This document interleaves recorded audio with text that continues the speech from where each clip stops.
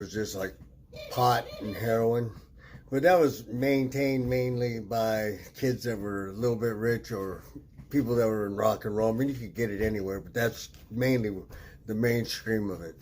So my dad was an alcoholic, and he was an alcoholic my whole life. You know, my brother and I lived with him, and we were stealing beers when we were 13, and next thing you know, I'm smoking weed. And at that point in time, in 1969, I was 14 years old, and I got a funny story about that. When I was 14, a bunch of kids, and one had a Ford van and one had a Volkswagen van. They were going to this concert in New York. Yeah, right.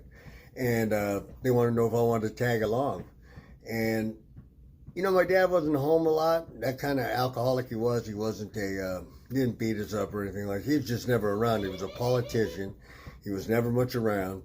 And I almost went, and it happened to be Woodstock. And I almost went, but I didn't. So I think about that now and then and go, man, if I just would have went, I would have made some of history. Anyway, so about age 14, I was smoking weed.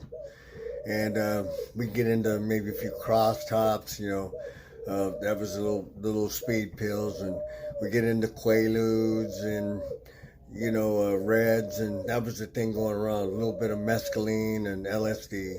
We did a little bit of that till about the age of 18. I had a big interruption, and I went to the Marine Corps. Which I'm going to tell you what, the Marine Corps, in many times in my life, and how it brought me out of drugs was what I learned there. Just discipline and a will to survive, because I went to Southeast Asia when I got out of boot camp, and I was on a Navy ship, and we can go out and get all these kind of drugs, and believe it or not, you could take the drugs that you found, okay, out there, put them in a bag, and take a little sticker off the wall, put it on the bag, write down the number of your sticker, and send it into where sickbay was, and they'd analyze you, and they'd tell you just how good that stuff was. And that's the way they did it in the Navy back at that time. So I went through that, and I got loaded when I was in the Marines, and a lot of us did at that time. And Vietnam was going on, and the whole thing. And after all that stopped in 1975, and I came back, and I went back as a seagoing Marine. They called us seagoing bellhops, and we guarded the brig and weapons posts. And anyway, I was getting loaded during that time too, just not as often. I mean, you had to.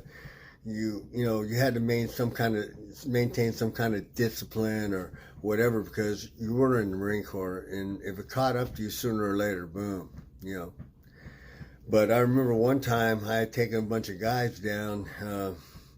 We were in Alameda Naval Air Station at the dry dock, and we went down to this place, and these guys were smoking weed in the back of my car, and I was up front driving, and when we got back, they left their weed bag in the back seat, and the Navy cops found it, and they brought me back out and said, "What's this?" I said, "I don't know," and I made up some story that I picked up some Navy guys, and we were at the one of the clubs out town, and they must have left it in the back. I didn't know anything about it, and they got in there with a fine-tooth comb, man, and they were looking for seeds or any kind of ashes up front, and they didn't find any, and I got out of it.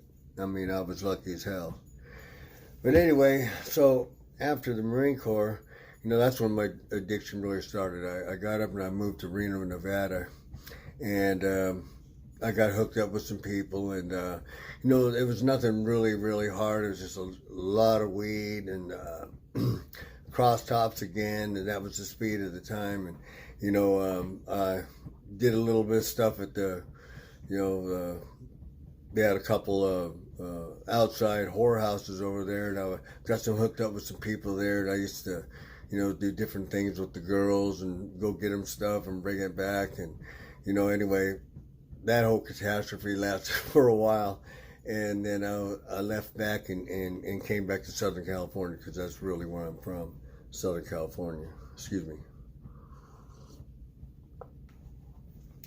And from there, when I got back, the real thing started to happen.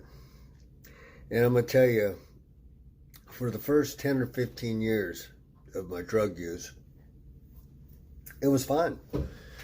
I had a lot of fun. I did a lot of things that had a cool head on my shoulders. Anytime that I got into a little trouble with doing meth or whatever, I could stop it for a while. And then it was just for a while. I didn't know, how to get clean or how to stay clean. I just knew that when I did meth for a while, it messed me up to the point where I wasn't going to have a job. So I'd quit and I'd just smoke weed, drink beer, and I could maintain, and hold a job. I was employable at the time. But as time went on and it started to take me, I think that's when it really started getting bad.